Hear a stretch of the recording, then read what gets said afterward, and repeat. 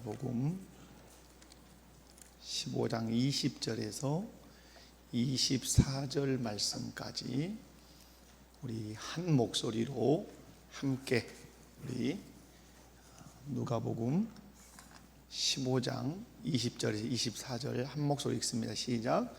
이에 일어나서 아버지께로 돌아가니라. 아직도 거리가 먼데 아버지가 그를 보고 측은히 여겨 달려가 목을 안고 입을 맞추니 아들이 이르되 아버지, 내가 하늘과 아버지께 죄를 지어 싸우니 지금부터는 아버지 아들이라 일컬음을 감당하지 못하겠나이다 하나, 아버지는 종들에게 이르되 제일 좋은 옷을 내어다가 입히고 손에 가락지를 끼우고 발에 신을 신기라. 그리고 살찐 송아지를 끌어다가 잡으라. 우리가 먹고 즐기자. 이 내 아들은 죽었다가 다시 살아나시며 내가 잃었다가 다시 얻었노라 하니 그들이 즐거워하더라. 아멘. 할렐루야. 여러분 말씀 사경에 통해서 은혜 많이 받으셨죠? 또 말씀이 여러분의 삶을 늘 주장해서 하나님께 영광 돌리는 그런 삶을 사시기 바랍니다. 계속해서 누가복음 15장, 야 진짜 오래 한다 이런 생각을 하시겠지만은 아주 중요한 본문이기 때문에 오래 한다는 것이죠. 이 누가복음 15장에서 가르치는 것은 우리가 계속 지금 관계에 대해서 배웠기 때문에 관계에 대한 말씀을 하는 거죠. 관계는 어떻게 파괴되는가 하는 것도 여기서 이제 배울 수가 있고요. 그죠? 여러분 어떻게 관계는 파괴되죠? 이런 것들을 생각하셔야 여러분이 관계 파괴가 되지 않죠. 왜 그러냐면 우리 이게 왜 중요하냐면 우리는 어떤 존재죠? 우리는 어떤 존재예요? 관계적 존재죠. 관계적 존재라는 말은 뭐가 반대되는 거죠? 반대되는 것은 우리는 물질적 존재가 아니라는 말이죠. 이게 아니라는 거예요. 우리는 어떤 존재예요? 관계적 존재예요. 그러므로 우리는 어떤 환경이 좋아야 돼요? 우리는 관계 환경이 좋아야 관계 환경이 이게 좋아야 행복할 수 있어요. 우리가 말하는 우리가 추구한다고 하는 이 행복, 관계 환경이. 그래서 잠언 말씀에서 이 말씀하죠. 제육이 가득한 집에 산다 할지라도 다투는 여인과 살 바에는 차라리 어디서 사는 게 좋다. 움막에서 혼자 사는 것이 좋다. 그 말씀은 우리가 제육이 가득한 그 물질적 존재가 아니라는 거죠. 다투지 않는 관계적 환경이 그만큼 중요하다는 것이죠. 그래서 관계는 매우 중요하죠. 특별히 우리가 늘 관계를 점검해야 되는 이유가 뭐죠? 관계를 점검해야 되는 이유는 하나님이 우리를 관계적 존재로 지으셨어요. 그래서 이제 관계적 존재라는 말은 반드시 이들이 이루는 게 뭐죠? 공동체를 이루죠. 뭘 이룬다고요? 관계적 존재를 우리를 지으신 것은 공동체를 이루시기 위해서 관계적 존재를 지으시는 거예요. 그럼 이 공동체를 이루어서 공동체가 추구하는 마지막 모습이 있죠. 드러내려고 하는 모습이 뭐죠? 그게 바로 하나님 나라죠. 이 모든 공동체는 하나님 나라를 드러내야 돼요. 하나님 나라가 무엇입니까? 하나님 나라가 하나님께서 누구로 통치하시는 것이죠? 하나님께서 왕으로 통치하시는 것이에요. 그러므로 우리 가정 공동체, 그래서 공동체를 크게 우리가 몇 가지로 나누죠? 1. 가정 공동체, 2. 교회 공동체, 3. 직장 공동체, 그 다음에 4. 국가 공동체, 이렇게 나눈단 말이에요. 가정, 교회, 직장, 국가, 다른 것들도 있지만은 큰 틀에서는 이 네 가지로 나눠요. 그리고 우리가 이동을 할 때, 한 사람이 태어날 때 어디로 태어나죠? 가정 공동체에 태어난단 말이에요. 가정 안에서 관계적 존재로 태어나요. 그리고 가정 공동체를 이루고 가정 공동체에서 자라서 이제 이동을 하죠. 학교로 이동하고 교회로 이동하고 직장으로 이동해요. 그건 물리적 공간의 이동이라기보다는 무엇의 이동이에요? 통치권의 이동이란 말이에요. 그러니까 이동할 때마다 누가 달라지는 거예요? 이 지상에 있는 권위자가 달라지는 거예요. 집에서는 누구 권위 아래 머물렀다가 아버지의 권위 아래 머물렀다가 교회에 오면 권위자가 바뀌죠. 누구로? 담임 목사님으로 권위자가 바뀌죠. 직장으로 가면 또 권위자가 바뀌죠. 누구로? 직장의 사장님으로 바뀌죠. 그러므로 우리의 이동은 공간적 이동이기도 하지만 더 중요한 것은 통치권으로의 이동이란 말이에요. 그런데 그 가장 위에 탑 권위자가 계신데 그분이 누구죠? 그 하나님이란 말이에요. 가정 공동체, 교회 공동체, 직장 공동체, 국가 공동체 각자의 권위자가 있지만 그 권위자를 세우신 분이 누구시죠? 하나님이에요. 하나님이 이 공동체들에게 권위자를 세워서 그들을 통하여 이 공동체를 이끌어 가신단 말이에요. 그래서 중요한 게 뭐죠? 그 공동체의 권위 질서라고 하는 게 중요하단 말이에요. 왜? 하나님은 그 공동체를 이끌어 갈 때 무엇으로 이끌어 가신다? 권위 질서로 이끌어 가시죠. 권위자를 세워서 통치하고 다스려서 이끌어 가신다. 이것들을 여러분이 기억을 하셔야 되죠. 그런데 이 관계가 깨지면 결국은 공동체가 이루어지지 못하고 공동체를 이루지 못하면 결국 하나님이 그렇게 꿈꾸시던 하나님 나라가 이루어지지 않는 것이죠. 그러므로 여러분이 제가 이거 누가복음 15장을 이렇게 오랫동안 하는 것은 무엇이 중요하기 때문이다. 관계가 중요하다. 그런데 가장 중요한 관계가 무슨 관계예요? 가장 중요한 관계는 하나님과의 관계죠. 하나님과의 관계. 이 하나님과의 관계가 모든 관계의 무엇이에요? 기둥이죠, 기둥. 집으로 있다고 하면 큰 기둥이 뭐예요? 하나님과의 관계예요. 하나님과의 관계에 의하여 다른 관계에 영향을 미친다, 미치지 않는다? 미친다. 그러니까 남편과 아내가 관계가 좋다, 안 좋다는 그 사람이 하나님과의 관계를 어떠한지를 남편을 대함으로, 아내를 대함으로 나타낸단 말이에요. 남편이 예수 믿는 사람이에요. 목사님이에요, 남편이. 그런데 아내를 어퍼컷을 팍 때린다. 그러면 이 사람은 인격적으로 나쁘다 이런 말도 할 수 있지만은 더 근본적으로는 뭐예요? 목사라고 하는 직함은 가졌을지 모르지만 그는 하나님과 관계가 매우 안 좋은 사람이죠. 하나님의 통치를 받지 않고 있는 사람이죠. 왜? 하나님은 남편들에게 말했죠. 아내 사랑하기를 그리스도께서 교회를 사랑하심 같이, 생명을 주고 사랑하심 같이 사랑하라고 하나님 말씀했단 말이에요. 그 자기가 사랑하는 그 하나님이 그렇게 사랑하라고 했다면 사랑함으로, 아내를 사랑함으로 누구 사랑을 보여야 돼요? 하나님의 사랑을 보여야 된단 말이에요. 그러므로 오늘 우리가 관계하는 모든 관계는 누구와의 관계를 나타내는 모습이에요? 하나님과의 관계예요. 여러분이 시장에 가서 콩나물을 살 때 콩나물 파는 아줌마하고 티격태격 하는 것도 뭐예요? 하나님과의 관계를 콩나물 사면서 보여내는 거예요. 그죠? 직장에서 똑같죠. 직장에서 내가 조금 권위적인 자리에 있는데 내 부하 직원들을 함부로 막 대한다.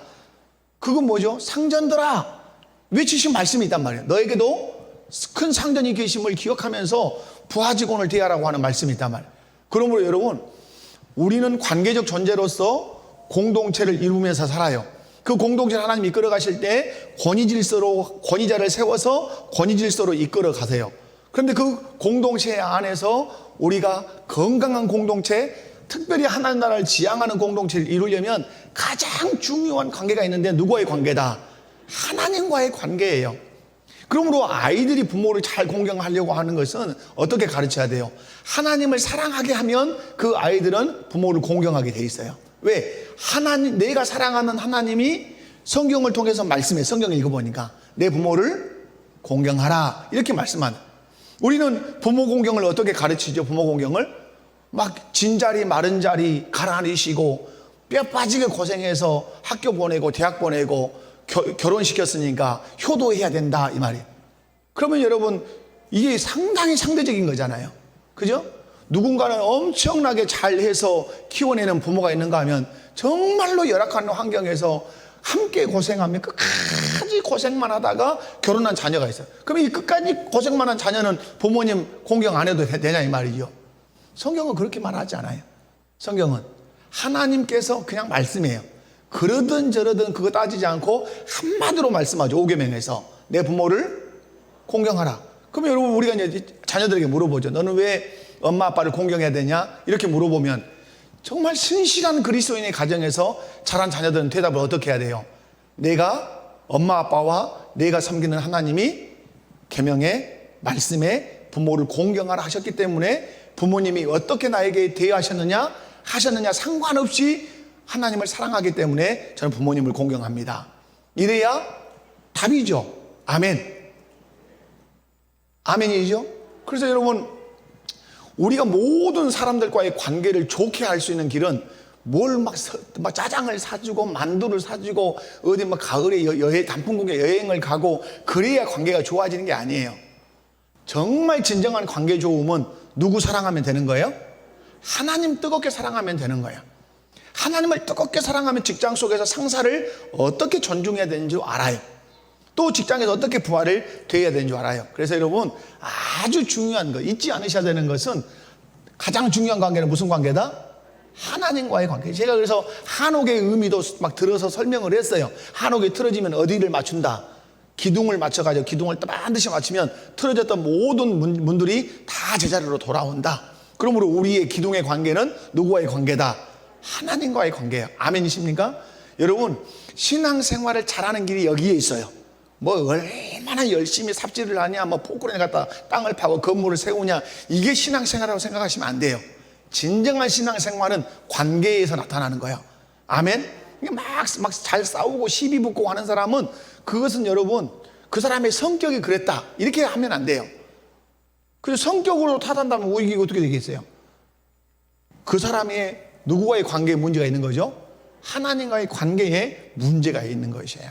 그러므로 여러분 제가 누가복음 15장을 계속 하는 이유는 관계라고 하는 이 관계 환경이 너무너무 중요한데 이 관계에 대한 말씀을 잘 보여주는 이 비유가 이 집 나간 둘째 아들에 관한 비유라 이 말이에요.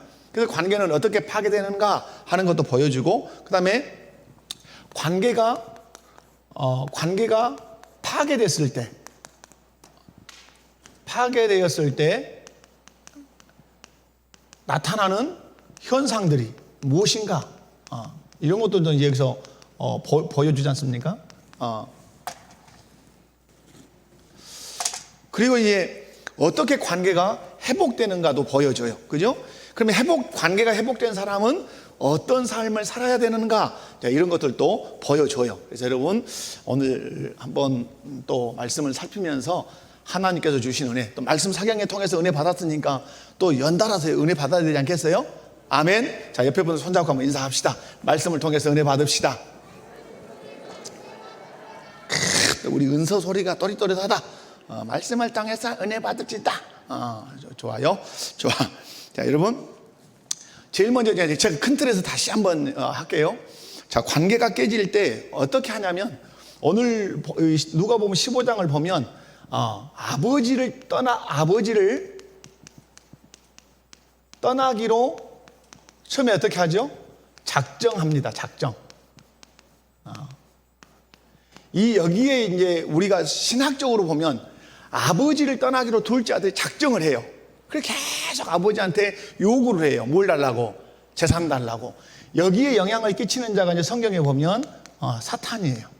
그죠? 우리가 이제 에덴 동산을 보거나 이스라엘 역사를 보거나 우리의 삶을 보면 아버지를 떠나기로, 그러면 이것은 이제 조금 더 구체적으로 공동체적으로 보면 하나님이 세우신 합당한 권위자를 자꾸 떠나도록 작정을 시키는 자가 누구예요?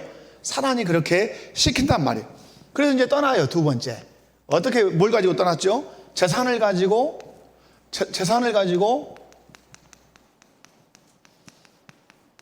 집을 나가. 권위자 아래를 나갔단 말이에요. 왜 이렇게 나가죠? 이것은 나가려고 하는 이유가 뭐죠? 자기가 뭐가 되려고 하는 거죠? 자기가 주인 되려고 하기 때문에 그래요. 이게 항상 욕망으로 불타요. 누가 되고 싶다. 이것도 누가 이 불을 지르죠? 이것도 동일하게 사단이 불을 질러요. 계속해서 네가 뭐 되라, 네가 왕 되라, 네가 주인 되라. 맨날. 그래서 모든 공동체의 갈등은 여기서 나타나요. 공동체의 갈등 어디서 나타난다고요? 주인 되려고 하는 사람이 많으면 왕이 되려고 하는 사람이 공동체 안에 많으면 계속 불꽃이 튀어요. 회의만 해도 막 불꽃이 바닥바닥 튀어요. 왜? 왕이 되려면 뭘 해야 돼요? 주장이 있어요. 자기 주장이. 그리고 이 주장이 반드시 어떻게 되죠? 관철돼야 돼, 관철. 그래야 내가 왕이 되는 거예요. 그렇게 생각하는 거예요, 사람들은. 그래서 여러분, 왕이 되려고 주장을 하는데 자기 주장을 관철이 안 될 것 같을 때 나타나는 반응들이 있어요. 그죠? 내가 지금 주인 노릇하고 싶어. 왕 노릇하고 싶은데 내가 내 주장을 내놨어요. 내 의견을 내놨어. 그런데 그 공동체가 지금 그것을 관철을 안 시켜줄 것 같아. 내 주장에 먹혀들이지 않아. 내 주장에 먹혀들이지 않으면 내가 뭐가 될 수 없어요. 왕이나 주인이 안 돼. 그때 나타나는 게 뭐예요? 혈기예요, 혈기. 분냄. 그죠? 그리고 파괴적인 행동이 나타나요. 이때 책상을 치고 책상을 엎고 삿대질을 하고 소리를 지르는 거예요. 왜? 내가 왕인데 내 왕인 내 주장을 왜 당신이 안 받아들이냐? 왜 관철 안 시키냐? 이렇게 되는 거예요. 그러니까 여러분, 대화를 할 수 있다고 하는 것은, 신사적으로 대화한다는 말은 일단 깔려 있는 거예요. 나는 누가 아니다. 왕이 아니다. 나는 내 주장을 하는 것이 아니다. 나는 그걸 꼭 관철시키려고 하는 것이 아니다. 이거죠. 대화하러 하겠다는 것은. 그런데 대화를 싸그리 무시하고 혈기를 부리고 분을 내고 파괴적인 행위를 하는 것은 반드시 내 주장을 어떻게 해야 된다? 관철해야 된다고 하는. 그래서 내가 내 뜻대로 돼야 되지. 이게 있단 말이죠, 이게. 예, 여러분. 그래서 주인 되려고 이제 재산을 가지고 나갔죠. 나갔을 때 이 사람의 삶이 어쨌죠? 자기가 이제 주인 돼서 그가 자기 삶을 경영했는데 어떻게 경영했어요? 허랑방탕하게 경영했어요. 그래서 재산을 다 낭비했어요. 재산 낭비. 그리고 결국은 어떻게 했어요? 망했어요. 이걸 통해서 우리에게 교훈하시는 게 뭐죠? 이게 망함. 결국은 하나님의 권위와 하나님이 세우신 권자를 떠나면, 그리고 자기가 권위자가 되어서 주인으로 하면 결국은 이렇게 된다는 것을 하나님이 말씀을 하시는 것이죠. 그리고 이제 여기서 만나는 게 뭐죠? 고난을 만나죠. 고난을 만남. 큰 덩어리로 얘기 지금 제가 드리는 거예요. 고난을 만나요. 고난을 만날 때 몇 가지 고난을 만났다고 제가 말씀을 드렸어요? 크게 두 가지 만나죠. 하나는 환경적 고난이에요. 환경적 고난. 이 고난이 무엇입니까? 이게 흉년이에요. 흉년. 마치 성경은 기다렸다는데 비로소 흉년이 드니라 이렇게 흉년이에요. 환경적 고난. 그 다음에 무슨 고난이 오죠? 관계적 고난이 와요. 관계적 고난. 이 고난은 누구를 만난 거죠? 제가 이렇게 표현했죠. 혹독한 권위자를 만난다.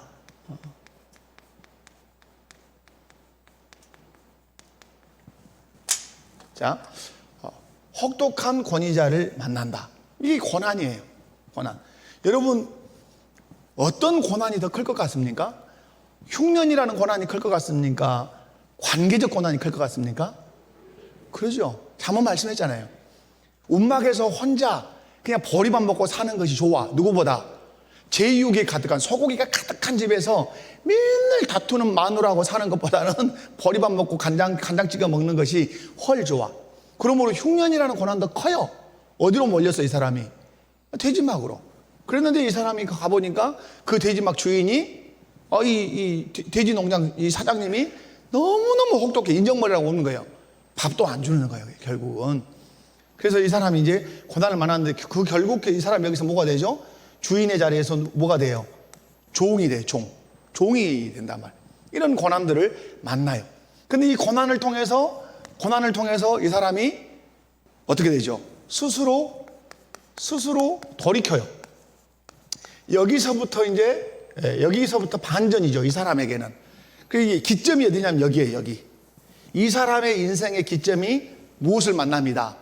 고난을 만남이에요. 우리 그리스도인들이 고난을 어떻게 대해야 될 것인가를 제가 1시간 했어요. 그죠? 그건 그냥 설교로만 제가 했어요. 그리스도인에게 고난은 무엇인가? 여러분, 하나님이 우리를 사랑하시죠? 사랑하셔요. 그 사랑의 증거를 이번에 손성수 선교사님도 계속 그 시간에 얘기를 했는데, 로마서 8장 말씀을 그렇게 얘기했죠. 아들을 주신 이가 아들과 함께 모든 것을 너희에게 주시지 않겠느냐. 하나님 우리를 사랑하신단 말이에요. 그런데 사랑함에도 불구하고 우리에게 무엇을 주시죠? 고난을 주셔요. 어떨 때? 아버지를 떠나서 살 때. 여러분, 아버지를 떠난다는 말은 여러분 꼭 세상으로만 간 것도 아니에요. 오늘 본문에 나오는 15장에 나오는 큰아들은 어디서 살죠? 아버지와 함께 살아요. 그런데 이 사람도 탕자예요. 이 사람이 더한 탕자예요, 따지고 보면. 근데 이 둘째 아들의 인생의 변화는 어디서 오냐면 여기서 와요. 그래서 우리가 그리스도인들이 하는 아주 멋진 고백이 있어요. 고난도 무엇이라? 유익이라. 그러니까 하나님은 하나님의 백성을 향해서 작정하시고 일해 가시는데 그것이 어떤 일이든지 자기 백성에게는 유익이 되도록 그걸 몰아가세요. 유익이 되도록 그것을 이끌어 가세요. 그래서 우리가 말할 때 합력해서 뭘 이룬다고 말하죠? 합력해서 선을 이룬다고 말해요. 모든 우리 안에 엄청난 여러 가지 상황과 환경과 사람들이 있지만 그걸 다 모아서 퍼즐처럼 하나님이 딱 맞추면 선한 그림 한 장, 선한 그림 한 조각, 아니면 선한 어떤 조각물 하나가 딱 우리에게 탄생한단 말이에요. 그게 나란 말이다. 그래서 여러분이 지금 어떤 삶이 고달프고 힘들고 어렵다 할지라도 낙심하지 말 것은 내 인생을 이끌고 가시는 분이 누구시죠? 하나님이세요. 그런데 우리는 알아요. 그 마지막은 항상 무엇으로 이루어질 것을? 선으로 이루어질 것을 우리는 믿어야 돼요. 아멘이시죠? 선으로. 여러분, 예수님이 이 땅에 하늘 보좌 버리고 오셨어요. 그래서 십자가에서 죽었어요. 너무너무 비극적인 거잖아요. 저주를 받은 자마다 다 나무에 달려 죽는 거잖아요. 너무 비극적인 거잖아요. 그런데 그 예수님을 하나님께서 살려내셔서 지극히 높여 하나님 보좌 우편에 앉히시잖아요. 그 사건으로 인하여 하나님의 백성들을 다 구원하셔요. 여러분의 삶에 가난이 있든 아니면 질병이 있든 어떤 관계가 꼬였든지 간에 여러분이 믿음으로 그 길을 걸어가고 하나님 기쁘심을 향해서만 걸어간다면 하나님께서 모든 것이 합력해서 뭐가 되도록? 선이 되도록. 그러므로 결코 우리는 좌절하거나 낙심할 수 없다 이 말이죠. 하나님은 둘째 아들에게 고난을 허락했어요. 환경적인 고난, 관계적인 고난. 그래서 그 사람이 그 집의 종이 됐어요. 그런데 이 사건을 통해서 이 사람은 스스로 돌이키게 돼요. 돌이킬 때 이 사람에게는 왜 돌이켰을까요? 이 돌이킴에 있어서 아주 중요한 것이 있어요. 우리가 신앙생활 하면서 기도하고 또 기도해야 되는 건데 그게 뭐라 그랬냐면 제가 무엇이다? 깨달음이에요. 깨달음. 이 둘째 아들 깨닫습니까? 못 깨닫습니까? 깨닫죠. 뭘 깨달았어요? 아버지를 깨달았어요. 여러분, 여기서 이제 아주 중요한 것이 누구에 대해서 깨달았다고요? 아버지에 대해서 이 아들이 깨달았어요. 이것은 이제 신학적으로는 너무너무 중요한 거예요. 이제 누구에 대해 깨달았다? 자, 아버지. 여러분, 5달란트, 2달란트, 1달란트 비유가, 이 달란트 비유가 나와요. 여러분, 이 부분을 제가 설교를 하면서 여러분이 말씀을 드렸어요. 5달란트 받은 사람과 2달란트 받은 사람은 왜 5달란트와 2달란트를 들고 열심히 나가서 장사해서 남겼대요? 이유가 거기에 설명이 돼 있어요, 안 돼 있어요? 잘 모르시죠? 1달란트 받은 사람은 왜 안 가지고 가서 묻어놨냐 이 말이에요. 여러분, 5달란트 받은 자와 2달란트 받은 사람은 받아가지고 열심히 가서 남겨서 주인이 오니까 내놨어요. 이유가 설명되지 않아요. 실상은 달란트 비유 보면. 그러면 이 사람이 왜 나가서 열심히 했느냐의 키가 누구한테 달렸냐면 1달란트 받은 자의 고백 속에 들어있어요. 1달란트 받은 자가 이렇게 말해요. 당신은 굳은 사람이라 심지 않은 데서 거두고, 그죠? 해치지 않은 데서 모으는 줄, 이렇게 해쳐서 이렇게 모아야 되는데 모으는 줄 내가 알았으므로 내가 당신이 준 1달란트를 땅에 내가 숨겨놓고 오면 내가 당신 주려고 가지고 있습니다. 무슨 상이 어그러진 거죠? 달란트 비유에서는 이 사람이 누구에 대해서 잘못 알고 있는 거예요? 주인에 대해서 잘못 알고 있는 거야.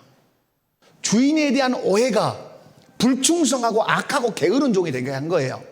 그러면 5달란트 받은 자와 2달란트 받은 자는 왜 열심히 했어요? 주인이 어떠한 분인가를 잘 알고 있었어요. 마찬가지예요. 이 둘째 아들은 초기에는, 이때는 아버지에 대해서 잘못 알고 있었어요.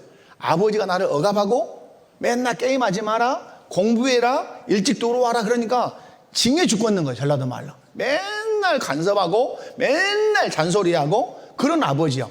그러니까 아버지는 잔소리꾼이고 너무 억압적이고 그러니까 이 집구석을 내가 나가야 되겠다 하고 아버지에게 요청해서 그냥 나가는 거예요. 나갔죠. 근데 여러분 나갔지만 이 사람이 결국은 뭘 깨닫죠 여기서? 처음에는 아버지가 잔소리꾼이라고 생각하고 오해를 했는데 고난을 만나서 밥 한 그릇도, 밥 한 숟가락도 안 주는 이 혹독한 권위자를 만나보니까 뇌리 싹 스치고 자리하는 분이 계시죠. 누구예요? 우리 아버지. 우리 아버지를 뭐라 그러죠? 우리 아버지 집에는 품꾼이 얼마나 많은가. 이 품꾼이 굶어 죽는다, 굶어 죽지 않는다. 너무나 자비롭고 너무나 사랑이 많으신 이 우리 아버지는 품꾼들에게도 자비를 베푼단 말이에요. 아, 우리 아버지는 정말 좋은 아버지구나, 사랑이 많은 아버지구나 하고 깨달아요. 그걸 깨달으니까 이 사람이 어떻게 하는 거예요? 돌이킬 마음이 생긴 거예요. 그러니까 집안에서 우리 부모님들이 또 엄마 아빠가 자녀들에게는 잔소리꾼 같이 보여요. 그러나 군대 가서 건빵 바지 한번 빨아보면 엄마가 얼마나 고생했는지 안다 모른다 알아요. 매복을 들어가 저희는 겨울에 완전히 그 비무장대 매복 겨울에 가거든요. 겨울에 손이 온몸이 얼어요. 지금은 좀 다르겠죠. 온몸 군장을 쥐고 그 비무장지대를 걸어서 数킬로를 걸어 들어가요. 그러면 이제 집 매복지에 딱 들어가서 그 오리털로 막 얼어 죽지 말라고 순전 오리털 파카로 딱 입혀서 보낸단 말이에요.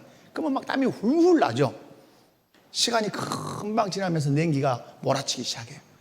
몸이 콩 한기가 들어와요. 마지막에 고통이 제가 경험한 고통은 발끝에 10개의 발가락이 떨어져 나갈 것 같아요. 너무너무 고통스러워요. 제가 그 고통 중에 그래서 막 오금에다 넣기도 하고 막 주물르 안 돼요. 나중에 어떻게 될까요? 감각이 사라져버려요. 완전히. 그때 누가 생각나요? 어머니가 생각나고 아버지가 생각나요. 그래서 어버이 노래만 불러도 눈물이 쿵쿵 맺히는 거예요. 목욕탕에 앉아서 바지 하나, 손바지 하나 빨아도 눈물이 쿵쿵 나는 거예요. 왜? 고난이 누구를 알게 하죠? 아버지를 알게 하고 엄마를 알게 해요. 그래서 깨닫는 거예요. 우리 아버지는 정말로 좋은 분이라고 깨닫는 거예요. 오늘 다섯 달란트, 2달란트 받은 사람은 이거 하나, 자기 주인을 아는 거예요. 그러나 1달란트 받은 사람은 주인을 잘못 안 거예요. 여러분 이것이 어디에 있냐면, 이거 어디로 나오냐면 시내산에 머물면서 이스라엘 백성들이 아론과 함께 한 일이 뭐예요? 금송아지 우상을 만들었잖아요. 아피스라고 하는. 여러분 왜 이스라엘 백성들은 애굽에서 나와서 홍해 바다를 건너서 막 반석에서 물을 내고 막 구름 기둥, 불 기둥 이런 사람들인데 여러분 금송아지를 만든대요. 이게 뭐예요? 이게 그들 안에 내재하고 있는 뭐예요? 신관이에요. 신관. 우리는 가장 신앙생활에 중요한 게 뭐예요? 신관이에요. 내가 믿는 하나님이 누구냐? 그러니까 여러분 늘 말씀드리죠. 하나님하고 눈을 감았는데 어디 저 유달산 꼭대기에 있는 1등바위에 어떤 상이 막 떠올린다. 그 사람이 그것이 하나님이라고 생각한다.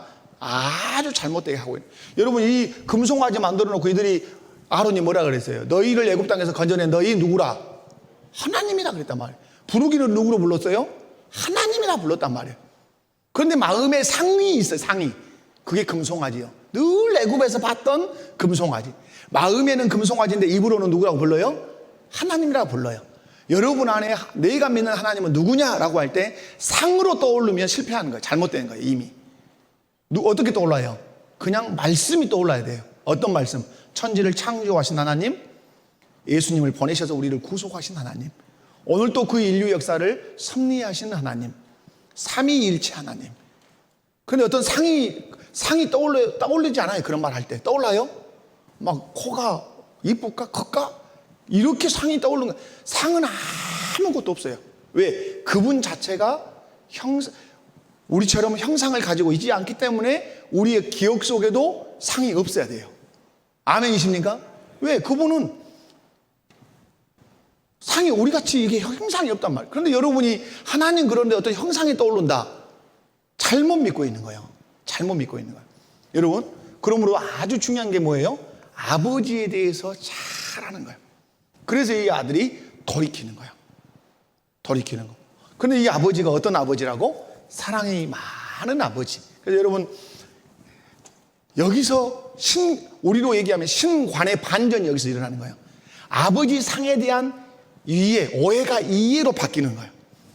억압하고 짓누르고 잔소리하고 그런 아버지인 줄 알았어요.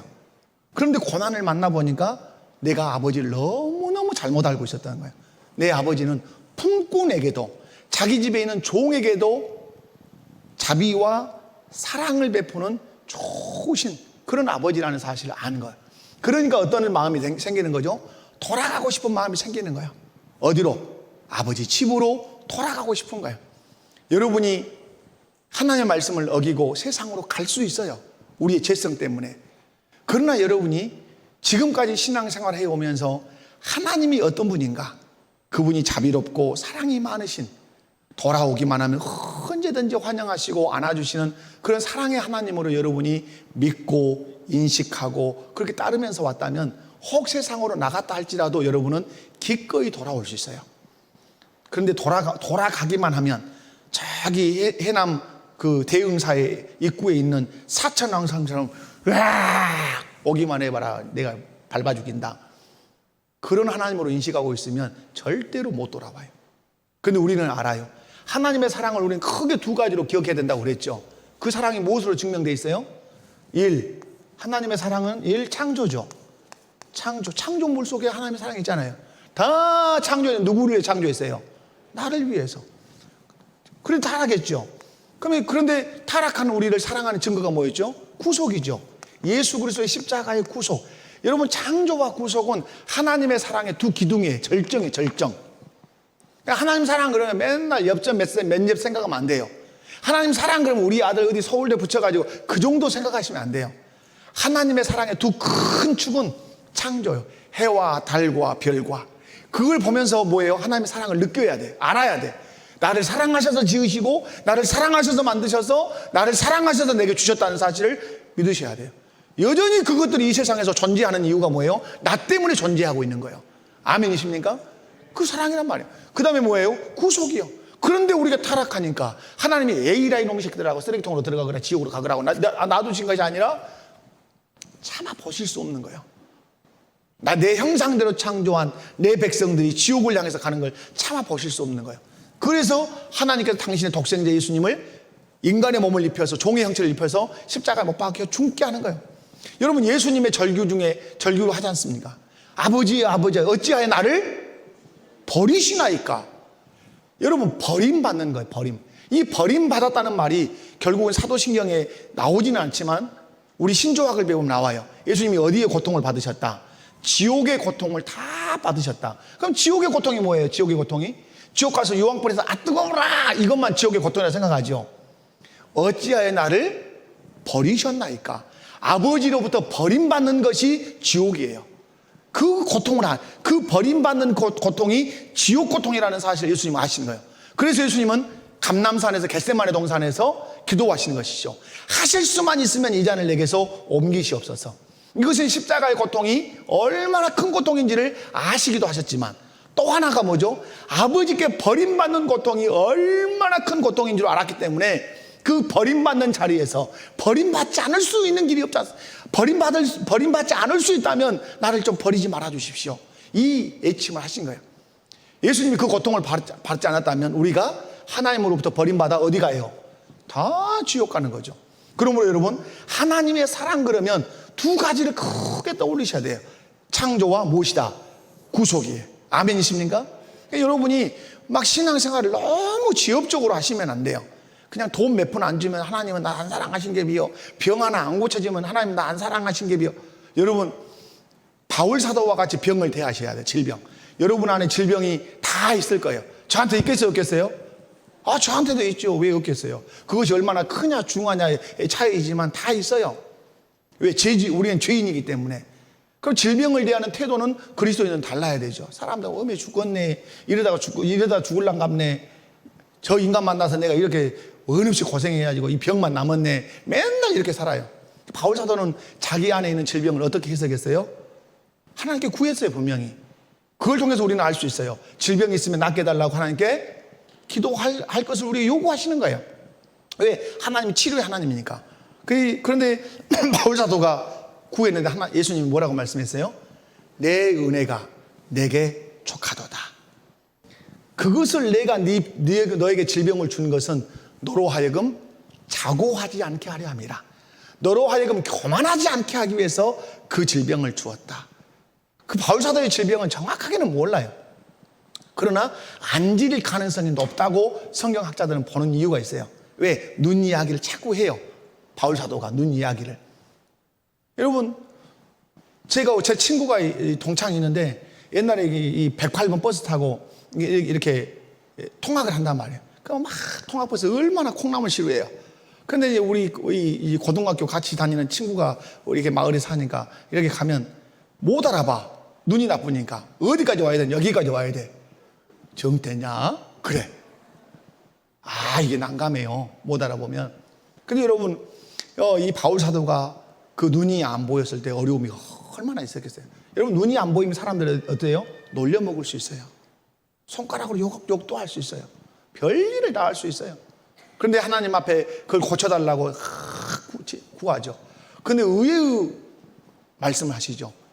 네가 자고하지 않도록, 교만하지 않도록 하기 위해서, 내 은혜가 네게 넘치게 하기 위해서 내가 그 병을 고쳐주지 않는다, 이렇게 말씀해요. 그런데 우리는 뭐라 그래요? 고쳐줘야만 은혜요. 그러죠. 고쳐줘야만 살아계신 것이요. 우리가 얼마나 한쪽으로 치우친 신앙생활을 하고 있는가를 여실히 볼 수 있는 하나의 단점이에요. 하나님, 이것이 나를 위해서 이 병이 내게 필요하다면 잘 견디게 해주세요. 그걸 통해서 은혜를 누리게 해주세요. 송명희 시인 같은 경우는 완전히 뇌성마비 환자잖아요. 그죠? 온몸을, 지금 연세가 꽤 많이, 아마 연세가 드셨을 거예요. 송명희 시인이. 온몸이 뒤틀려. 그런데 그 안에서 누리는 그렇게 장애를 가짐으로 말미암아서만 누릴 수 있는, 볼 수 있고, 그것 때문에만 들을 수 있는 하나님의 은혜가 있다고 고백한단 말이에요. 사랑하는 우리 목포교회 모든 성도 여러분, 깨닫게 해달라고 기도하셔야 돼요. 가난하면 왜 하나님 내게 가난을 주셨는지 깨닫게 하시고, 병을 주셨으면 왜 병을 주셨는지 깨닫게 하시고. 그런데 가장 큰 깨달음이 어떤 깨달음이어야 돼요? 하나님 아버지에 대한 깨달음이어야 돼요. 하나님 아버지가 누군가를 알면 알수록 우리의 신앙은 견고해지는 거예요. 그런데 우리는 하나님에 대해서 알려고 안 해요. 하나님에 대해서 많이 안다는 말은 관계가 좋다는 말이에요. 관계가 아주 끈끈하단 말이에요. 그래서 여러분, 이 사람이 이제 스스로 돌이켜서 누구의 집으로 가죠? 아버지의 집으로 가요. 아버지 집으로 가는데, 여섯 번째, 아버지가 맞아요. 아버지가 이 둘째 아들을 맞이해요. 맞이할 때 성경을 보면 거리가 어째요? 거리가 멀어요. 이 거리가 멀다는 말은, 거리가 멀어, 이 말은 관계의 멀음도 표현해요. 근데 이제 돌이키니까 관계가 어떻게 돼요? 가까워지고 있어요. 등을 돌리고 가면 관계는 점점 멀어져요. 근데 이제 마주하고 오니까 아버지는 지금 어디가 계시고 문 밖에 서서 돌아오는 길 앞을 보고 계셔요. 아버지는 찾아 나서지 않아요. 근데 둘째 아들이 스스로 돌이켜서 돌아서 와요. 한 발 한 발 걸어서 오므로 관계는 어떻게 되죠? 가까워져요. 그리고 결국은 아버지 앞으로 와요. 근데 거리가 먼데, 여러분 두 번째 보면 누가 알아보죠? 아버지가, 연세 드신 아버지가 알아봐요. 아버지가 번즉 이렇게 돼 있어요. 아버지가. 그러면 아들은 어떻게 왔다는 말이요? 아들은 이렇게 왔을 거 아니에요. 땅만 쳐다보고. 왜? 반성을 깊숙이 하고 오고 있는 거죠. 그런데 아버지는 고개를 들어 보니까 저 멀리서 한 녀석이 오는데 어째요? 그거 누구요? 저는 이 설교를 정리할 때 그렇게 정리해 봤어요. 시력으로 안 것이 아니라 사랑으로 안다. 시력으로 알아본 것이 아니라 무엇을 알아본다? 저는 이걸 알아요. 제가 청년 때 이렇게 한번 어머니 마음을 아프게 한 적이 한 번 있어요. 일을 친 거죠, 따지고 보면. 그래, 어머니가 이제 밤이 됐는데 기다리는 거죠. 제가 돌아오기를. 그러니까 집에 돌아가, 우리 시골집이니까 외등을 크게 켜놓은 거죠. 그러니까 죄를 지었으니까 어머니 이렇게 못 간단 말이에요. 뛰어서 산물금 기어서 텐마루에 탁, 마루에 탁 앉았어. 큰 죄를 지었단 말이에요. 어머니 이 집에. 그런데 정적이 쭉 흘러. 걔가 짖는 것도 아니야. 그런데 문이 쫙 열리면서 막내 왔냐 이러시는 거야. 그때 제 눈에서 눈물이 쭉 흐른 거야.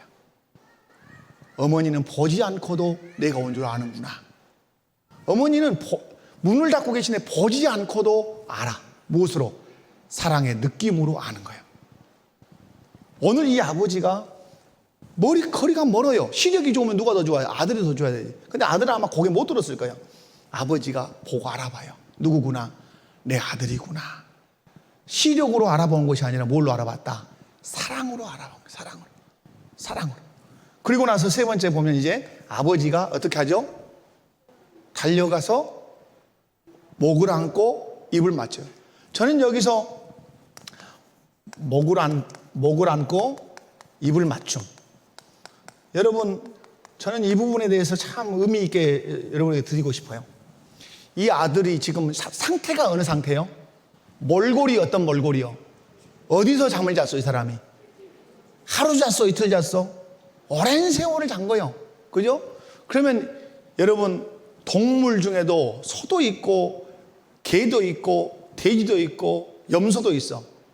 그러나 참 독한 이 분비물 냄새가 누구 냄새요? 이 돼지 냄새. 저희 집이 여러 가지를 해봐. 저희 집이 또 돈사가 있었어요, 돈사가. 돼지 똥을 치고. 그러면 아무리 향수를 뿌리고 가도 내 몸에서 항상 무슨 냄새가 나는 것 같아? 돼지 오줌 똥 냄새 항상 붙어 나는 것 같아.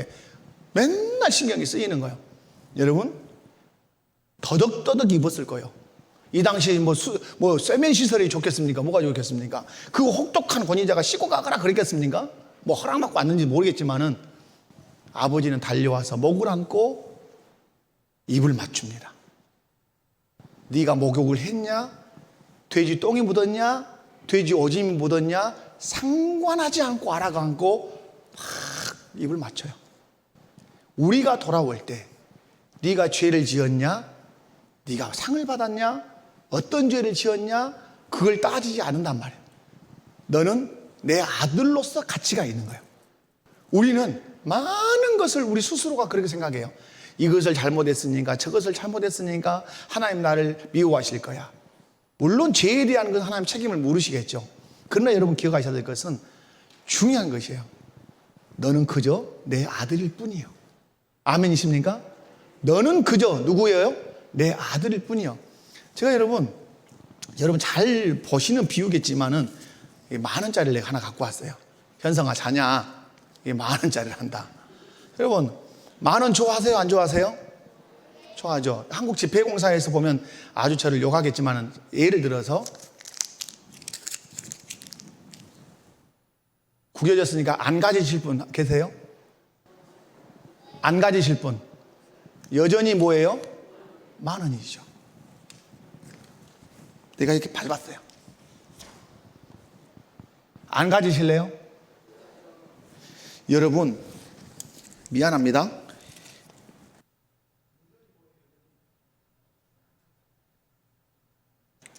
죄송해요. 여전히 뭐예요? 여전히 10,000원이에요. 이거 끼우다가 시간 다 가겠네. 자, 여러분 용서하세요. 제가 예를 구하기 위해서 제 집에 다른 걸 다릴게요. 애은아 이리 와봐. 애은이가 목사님을 잘 쳐다봤으니까 와봐. 안 올 거야? 얼른 가봐. 목사님한테 얼른 가봐. 자 은서가 와봐. 자, 지나가겠습니다. 제가 10,000원을 주려고 그랬어요. 10,000원을 주려고 그랬는데, 여러분, 구겨져도, 짓밟혀도 10,000원은 10,000원으로서의 가치가 그대로 존재해요. 여러분이 죄를 지었어도, 하나님의 말씀을 어겼어도, 그 양심의 가책이 너무 커도, 하나님은 그것에 대해서 분명히 보기는 하시겠지만 그럼에도 불구하고 하나님 뭐예요? 여전히 너는 내 아들이고 내 자식이란다. 네가 내 재산을 다 탕진했어도, 큰아들이 말한 것처럼 창기와 함께 허랑방탕에 다 아버지의 가상을 삼켰어도, 네가 내 오장을 다 상하게 해서 내가 너를 기다리는 예간장에 다 녹았어도 너는 여전히 내 아들, 내 사랑하는 아들이란다. 이것이 여기에서 주는 메시지 중에 엄청 중요해요. 그래서 안고 여러분 이렇게 입을 맞출 때 좀 씻고 와라. 씻고 난 이후에 우리 안고 좀 환영식을 하자. 이러지 않았단 말이에요. 너무너무 기쁜 것이죠. 사랑하는 성도 여러분. 그런데 여러분, 여기에는 그 큰 형과 이 아버지가 이 둘째 아들을 바라보는 관점이 틀려요. 여러분이 이제 사람을 바라볼 때 중요한 관점인데요. 우리가 얼마나 세속화되어 있는가. 오늘 또 우리 이제 젊은 세계에 가서 이렇게 예배도 드리고 이렇게 했는데, 아기가 이제 셋이어서 예배도 드리고 또 밥 사줘서 밥도 제가 먹고 그렇게 했는데, 여러분 출산도 그 이제 아기를 셋 낳아서 얼마나 제가 이제 우리가 좋아했는데, 여러분 출산도 지금 많은 사람들이 무엇으로 출산을 결정하죠? 물질적인 문제로, 자녀 양육비 문제로 출산을 결정해요. 그런데 여러분, 오늘 아버지가 있고 큰형이 있어요. 큰형이 있는데 아버지와 큰형이 둘째 아들, 이 둘째 아들을 보는 관점이 달라요, 같아요? 자, 아버지는 뭐라고 하죠? 저 뒤에 끝에 보면 이 아들은 죽었다가 다시 살아난 아들. 그러면 무슨 관점으로 본 거예요? 이 아들을 생명의 관점으로, 생명적 관점으로 본 거예요. 생명이야, 얘는. 내 생명이야. 자, 큰형은 뭘로 봤을까요? 아버지의 재산을 창기와 함께 다 없애버린 자식이. 뭘로 본 거예요? 동생을 물질적 관점으로 본 거예요. 이게 이제 우리 사람 보는 관점에서 너무너무 중요한 거예요.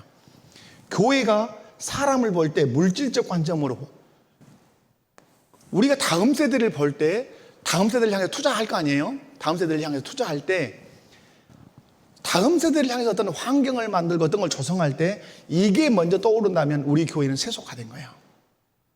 어떤 관점으로 봐야 돼요? 다음 세대를 생명의 관점으로 봐야 돼요. 하나님의 생명, 예수 그리스도의 생명을 부여받은 자들로 생명적 관점으로 봐야 돼요.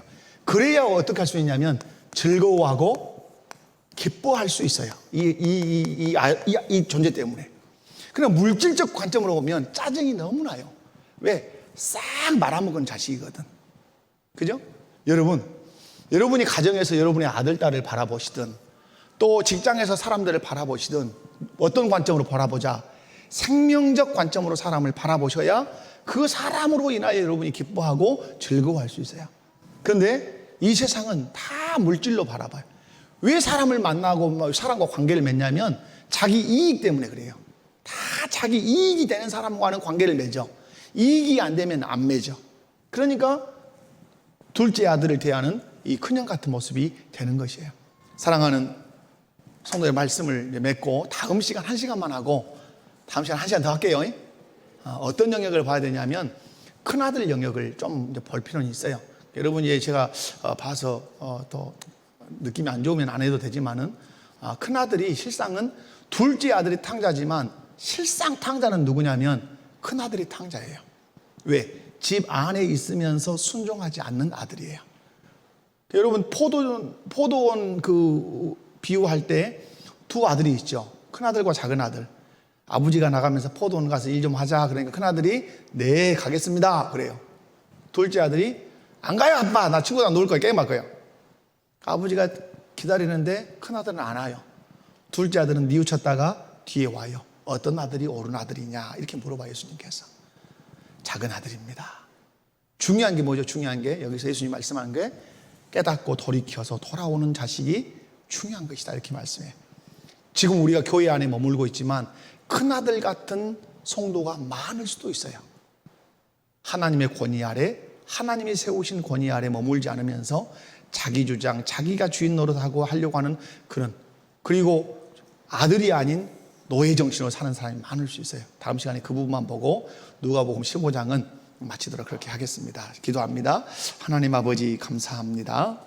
귀한 말씀 앞에 우리를 서게 하시니 감사합니다. 하나님, 진리의 말씀들을 늘 붙들고 승리하게 하여 주시네. 특별히 하나님과의 관계, 공동체 안에서의 우리의 관계들을 잘 정리할 수 있도록 은혜를 더하여 주시옵소서. 하나님의 사랑을 우리가 듬뿍 받았다는 사실을 기억하게 하여 주시고 날마다 믿음으로 승리할 수 있는 우리 목포교회 모든 성도들 되게 하여 주옵소서. 스스로 돌이킬 수 있는 그 은혜 우리에게 허락해 주시기를 원합니다. 거룩하신 예수님의 이름으로 기도하옵나이다. 아멘.